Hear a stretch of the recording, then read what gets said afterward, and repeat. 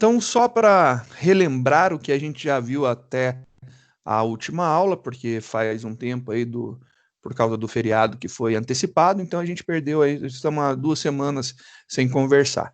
Então vamos dar uma olhada aqui com bons olhos no que a gente já viu, né? A gente começou numa conversa de ordenação.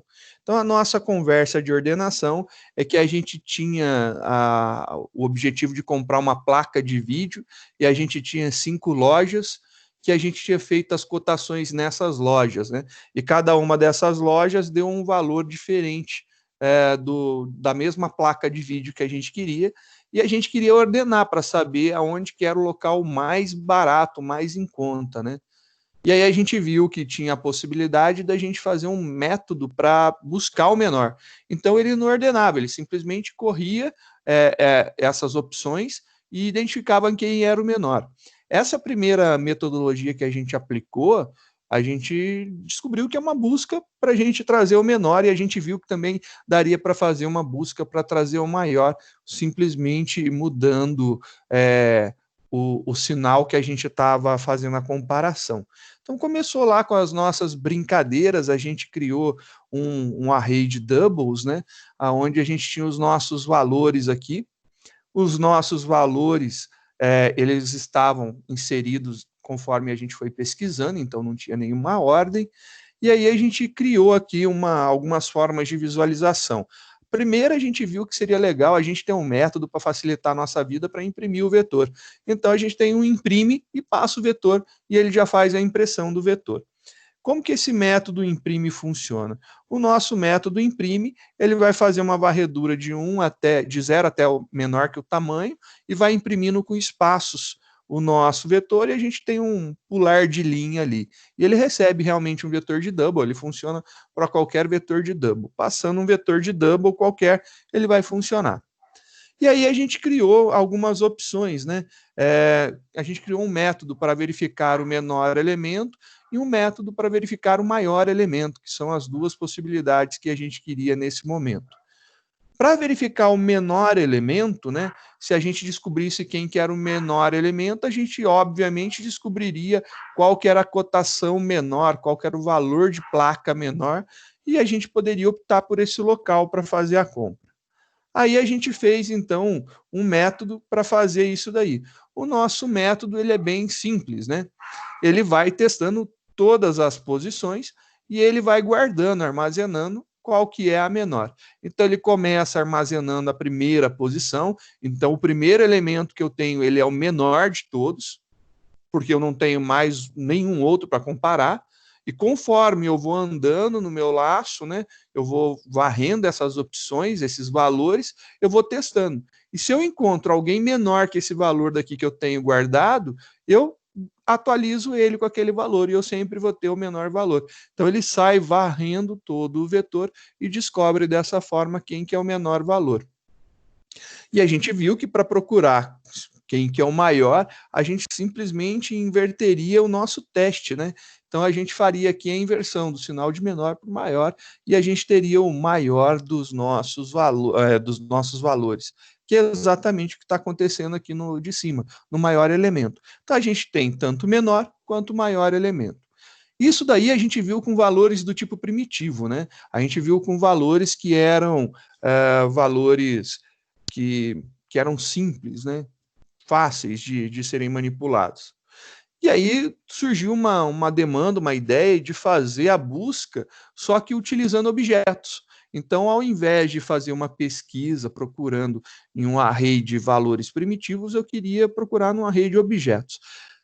Para procurar numa rede de objetos, a gente pensou numa classe que representaria o produto que a gente está pesquisando, né? E o produto que a gente está pesquisando, ele foi representado pela classe produtos, e aonde ela tinha duas propriedades, uma era o local e a outra era o valor.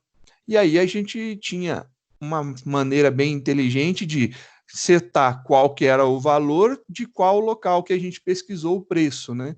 E aí a gente fez um método construtor, aonde já passaria o local e o preço que a gente viu naquele determinado local. Aí a gente fez um método para setar, colocamos algumas regras, né? Que o nome do local não pode ser em branco, e a gente setou também que o preço tem que ser maior ou igual a zero, porque ele poderia estar de graça, estando de graça estaria com valor zero.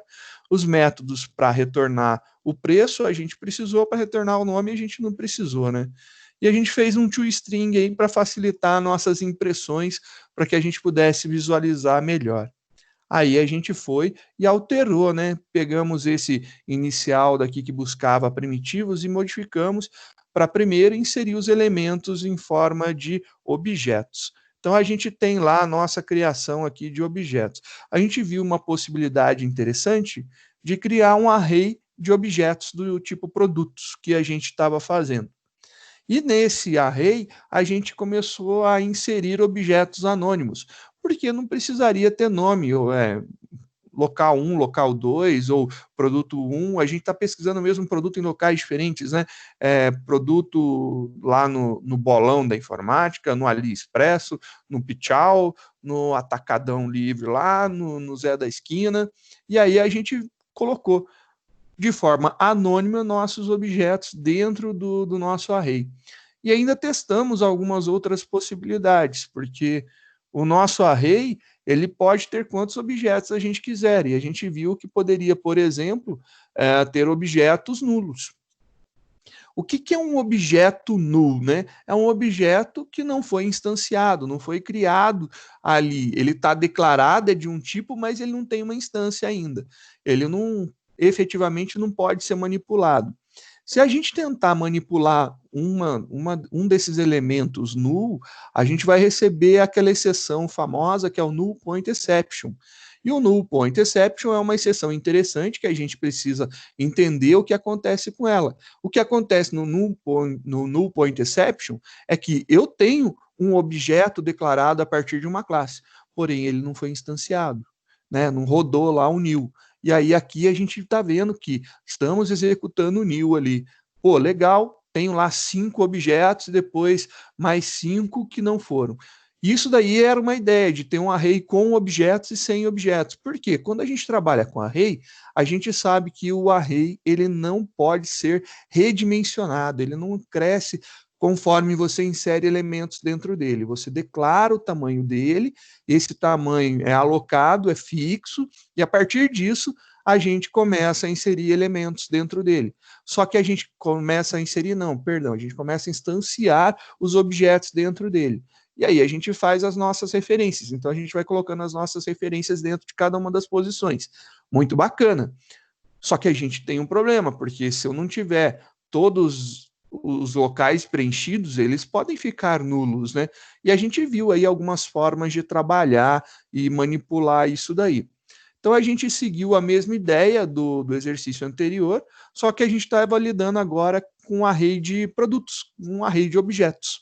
Então fizemos o nosso array de objetos e a gente deixou algumas posições em null, que era justamente para a gente poder trabalhar e manipular caso ocorresse de ter um objeto não instanciado em uma das posições do array, que é muito comum.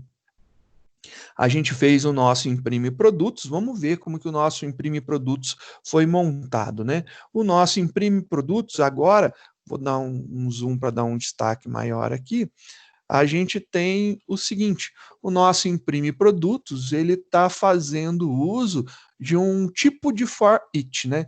Esse daqui é um for que está utilizando um iterable, ele está fazendo uma interação. Então eu estou falando aqui, eu tenho um array de produtos, então aqui é um array do tipo produto, então são vários elementos do tipo produto numa variável só, e eu tenho aqui uma variável de mesmo tipo. Então, tendo essa variável de mesmo tipo, eu posso fazer com que, dentro desse for, a cada momento ele acesse uma das posições e passe para essa variável. Ora, ele vai estar na posição 0, na posição 1, na posição 2, ele vai até o final do array. Ele vai iterando o array completamente e ele já vai manipulando. O legal desse for é que você não precisa da variável de iteração. Ou seja, você não precisa de uma variável para controlar as posições. A única coisa que você vai ter é uma variável de mesmo tipo. Se esse cara daqui, produtos, que está selecionado, ele não fosse do tipo produto, mas fosse, sei lá, do tipo double. Então, eu teria que ter aqui um double produto para receber o valor do produto. Então, é sempre do tipo do array que eu estou utilizando. Aqui é uma variável que vai ser do mesmo tipo do nosso array. Como eu estou recebendo um array de produto, com o nome produtos, eu tenho que ter uma variável do tipo produto. Então, eu estou falando aqui um produto dentro de produtos. Fica legal até a fala, né? Eu tenho um produto dentro de produtos. Eu estou pegando um por vez. E ele vai pegar exatamente na ordem que foi inserido. Qual foi a ordem que nós utilizamos? Nós utilizamos lá a ordem, primeiro o bolão, depois o ali, depois o pichal, depois o atacado, depois o Zé. Essa daí foi a ordem. E essa realmente vai ser a ordem que nós iremos utilizar. Só que, além disso, nós temos um problema. Nós temos mais 5 posições, então são 5 posições que não foram instanciadas, que são aquelas com null. Essas 5 posições que não foram instanciadas, elas também serão impressas. E aí, ele vai ter como impressão, como saída, o valor null. Ele vai imprimir null para a gente. Isso daí é uma coisa interessante dele. Quando o objeto não é instanciado, ele recebe o valor null, ele vai ser impresso null, então. Por que ele imprime null e não valores padrões do objeto? Porque ele só chama o toString do objeto instanciado. Como eu não tenho objeto instanciado, é null mesmo a impressão. E depois a gente viu aqui, depois da chamada da impressão, nós temos aqui um busca maior e um busca menor. Esse aqui ainda é só busca, né? A gente está querendo descobrir qual que é o produto de maior preço e qual que é o produto de menor preço. E aqui a gente está falando o seguinte, a gente está falando busca menor, estou passando o meu array de produtos e eu estou passando 1 e estou passando 5. Vamos ver o que significa esse 1 e o que significa esse 5. Então, no busca menor, nós temos aqui o que significa cada um deles. Nós temos o produto, que é o nosso array, e depois nós temos o início e o término. E aí, o que acontece? Por que eu estou começando na posição 1? Isso é uma coisa importante. Por que eu começo na posição 1? Um array, ele começa na posição 0. Eu estou ignorando. Se eu tenho 5 posições e eu estou começando na posição 1, eu estou começando nessa aqui. Eu estou ignorando a posição 0 e eu não estou mexendo com as outras. E eu estou passando o tamanho 5. 5 é o tamanho total do meu array. Então, é o tamanho, quantidade de elementos. Ele está começando nessa posição. Se eu quisesse começar a testar nessa posição, eu poderia começar? Poderia, mas será que daria algum problema? Eu acho que não tem problema nenhum, nosso código funcionaria. Mas o que implica esse teste, né? Por que eu começo na primeira posição? Porque o selection sort, ele começa assim. Quando eu tenho o primeiro elemento, o elemento que está na posição 0 do meu array, ele é o menor. Por quê? Porque eu não sei qual que são os outros, né? Então, como eu não tenho ainda a visão dos demais à frente dele, o que está na posição 1, na posição 2, na posição 3 e na posição 4, como eu não sei, eu estou aqui com o elemento de posição 0, esse primeiro elemento, ele é o que tem o menor valor, porque eu ainda não fiz nenhuma comparação. Então, eu pego o primeiro elemento, ele realmente é o mais barato por enquanto. E aí, depois, eu inicio o meu teste de comparação. Essa daí é a grande sacada que a gente tem para trabalhar com o selection sort. O selection sort, ele não precisa testar o primeiro elemento, ele pode pular então. Ele pegou o primeiro e ele não vai testar primeiro ainda, ele vai começar a testar a partir do segundo. Ele pega o segundo e vai comparar com o mais barato que eu tenho, ou com o menor que eu tenho, né? Que no caso é o primeiro. Se for, ele troca os dois de local. E aí ele faz o quê?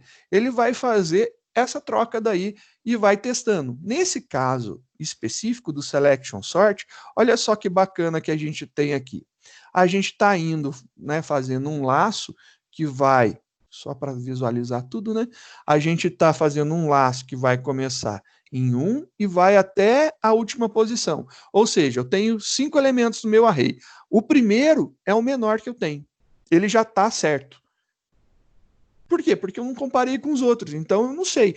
Para mim ele está certo, é o único que eu estou enxergando, é o único que eu posso dizer. Se eu só tenho ele, não tenho mais nenhum outro visto ainda para comparar, esse daqui realmente é o meu menor preço, é o meu menor elemento por enquanto. É o produto mais barato. A partir do momento que eu fiz o laço, eu comecei a rodar o meu laço dessa posição daqui até essa posição. Aí, conforme eu vou testando, olha só o que, que acontece. Eu estou comparando o início, né? E o nosso início, ele vai começar em 1. Então, ele vai comparar desse daqui até esse daqui. Mas ele compara com esse cara daqui.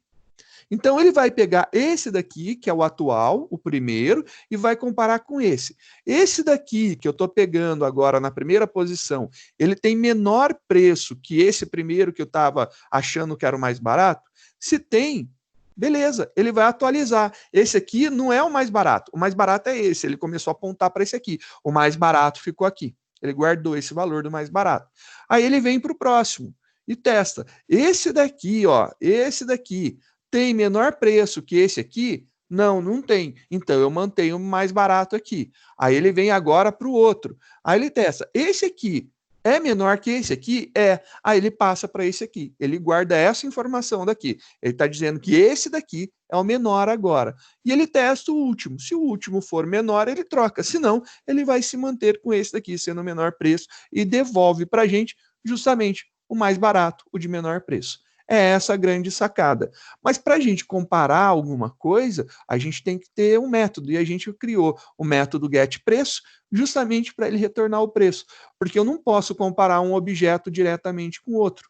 Eu não posso simplesmente falar assim, produto menor que produto, né? Não faz sentido. Eu tenho que dizer o que do produto que eu quero comparar. Por enquanto, a gente não viu por dentro os métodos de comparação que a gente pode implementar, mas a gente sabe que a gente quer comparar o preço. Se a gente quer comparar preço, então o que, que a gente pode fazer? A gente pode pegar o produto na posição atual, ponto get preço.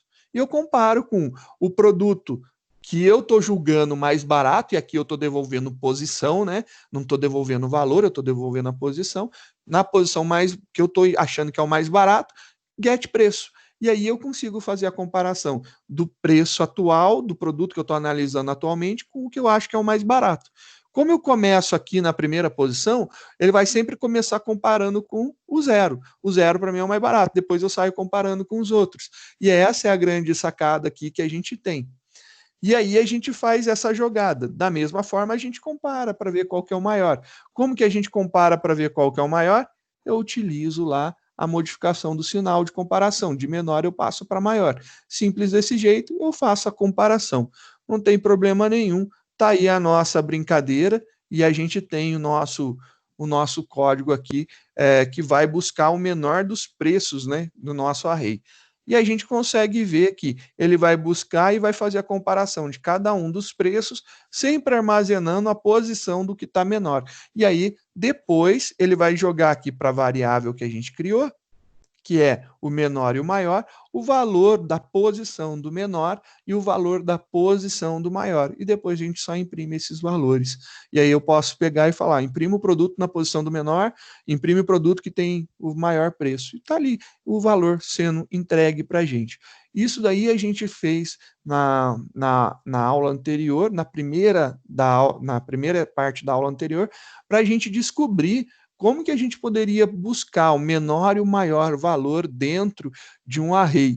E depois a gente transformou em objetos, como é esse caso aqui, para a gente ver como que a gente compararia se a gente tivesse um array de objetos e não um array de valores primitivos, né?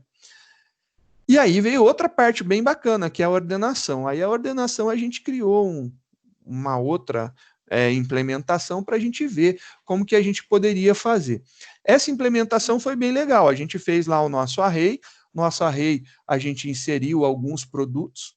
Novamente, a gente seguiu a mesma ordem de 5 produtos, porque a gente estava seguindo uma quantidade pequena para a gente poder trabalhar, então não vale a pena a gente, nesse momento, ter muitos elementos, a gente precisa ter pouco para a gente poder executar na mão e fazer o processo completo, né? E aí a gente né, comentou aquela parte do código. Olha, não me interessa saber quem que é o menor e quem que é o maior agora. Eu gostaria de saber quem são os menores valores, né? Quais são os menores valores? Por exemplo, eu quero saber quais são os dois menores valores. Eu pego as duas primeiras posições do vetor. Ah, eu quero saber quais são os três mais caros. Eu pego as três últimas posições do array. Dessa forma de pesquisar procurando no array ordenado, fica mais interessante, porque antes eu buscava o menor. Legal, busquei o menor. Perfeito. Mas e se eu quisesse saber quais são os dois menores, os três menores? Então, já não iria funcionar aquela metodologia que a gente aplicou, né? Já que naquela metodologia não ia funcionar, não era aplicável, né? Então, a gente criou uma ordenação e a gente fez alguns testes com as nossas ordenações.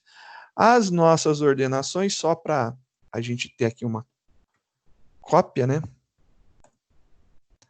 Tem aqui uma ordenação e a outra ordenação.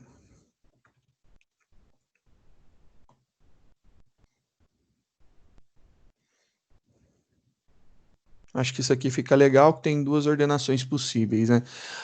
No final da aula, eu lembro que alguém perguntou como seria possível a gente ordenar de forma decrescente, do maior para o menor.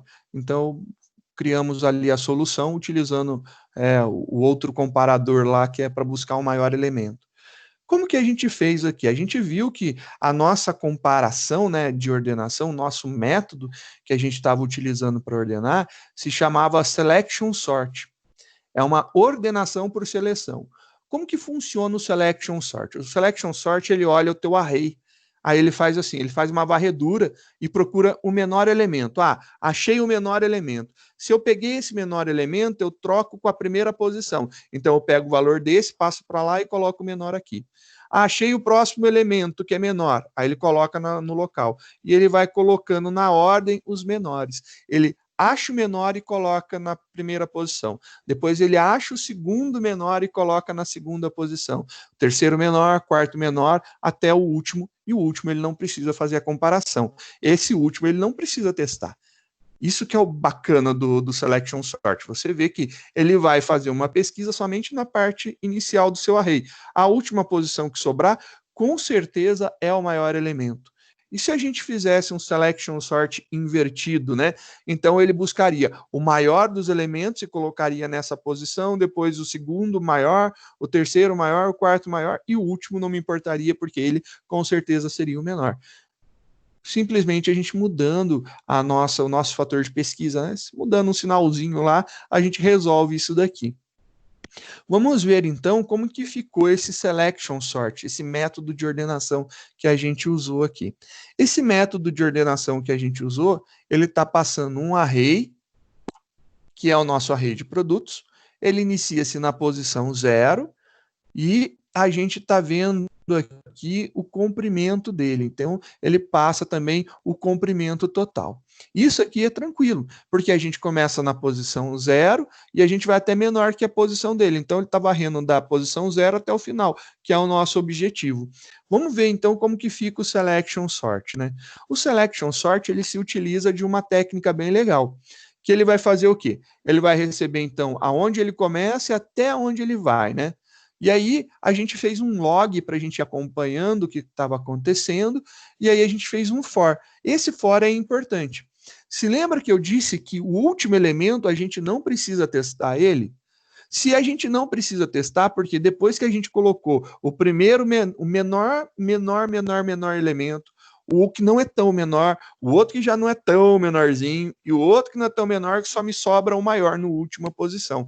Logo, olha aqui, ó, eu tiro um do meu teste. Então, ele não testa esse último daqui, ele vem até esse cara daqui. Isso daqui que é bacana, ele vem até o penúltimo elemento a ser testado. Mesmo eu passando o tamanho do array, esse último daqui eu ignoro o teste, porque com certeza ele vai ser o maior na ordenação crescente. E aí, como que é nosso teste, né? Nosso teste é uma coisa bem legal, porque eu estou fazendo o quê? Eu busco quem que é o menor. Só que o nosso busca menor, ele passa posição atual e o último elemento. Então, eu estou pesquisando. Olha, eu quero saber da primeira posição até a última posição. Se lembra que eu não quero saber se esse aqui é o menor? Eu pego esses daqui. E aí eu vou lá e vou testar. Mas será que funciona? Não sei. Se eu passar da posição 0 até o último, ele vai procurar. Esse é o menor? Não, não é. Esse é o menor? Não, não é. Esse é o menor? É. Ele achou o menor. Ele devolve essa posição. Então, ele devolveu aqui a posição 3, ou seja, o elemento que está na 0, 1, 2, na posição 2. Ele devolveu esse cara aqui, o terceiro elemento está na posição 2. Devolveu esse número para mim. Quando eu pego esse número, eu vou lá e falo o seguinte: eu quero inserir ele aqui. Só que eu não posso simplesmente jogar ele aqui. Eu tenho que mudar, fazer uma troca, né? Pegar esse valor, colocar aqui, e pegar esse valor e colocar aqui. Eu tenho que trocar os dois de lugar. Para trocar os dois de lugar, a gente fez uma sacadinha bem bacana. A gente declarou qual que era o produto na posição atual e qual que era o produto na posição que indicava o menor dos produtos, né? E aí depois eu simplesmente reatribuí esses valores invertidos. Então eu pego o produto na posição atual e atribuo para o produto atual. E o produto na posição menor e atribuo para o produto menor. E depois eu faço o inverso. O produto na posição atual recebe o menor produto. Depois, o produto na posição menor recebe o atual. Ele troca esses dois elementos aqui de lugar. Ele vai pegar e trocar esses dois caras de lugar. Ele vai ordenar, ele vai fazer esse shift, né? Ele vai esse switch, vai trocar esses dois e vai modificar a posição deles, que era o objetivo nosso, fazer essa troca. Se a gente troca, a gente está ordenando o que a gente quer. E ele fez isso. Aí, quando ele volta novamente, você concorda que ele achou o menor elemento e colocou na primeira posição? Quer dizer, então, que eu não preciso mais testar essa primeira posição. Eu posso ignorar ela. Essa primeira posição não faz mais sentido para mim. Faz sentido eu começar a partir daqui, ó. Agora, esses caras aqui eu vou testar. Já que eu vou testar esses caras, esse daqui eu pego ele, depois pego ele, descubro.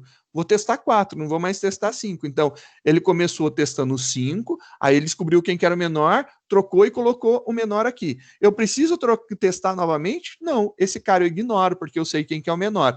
Agora eu vou procurar o segundo menor. Então, achei o segundo menor, faço a troca, coloco ele nessa posição. Depois, eu não preciso mais testar esses dois elementos. Eu preciso testar esses 3. E aí, eu vou diminuindo a quantidade de elementos que eu testo, eu vou andando, e conforme eu vou andando, eu vou fazendo as trocas, né?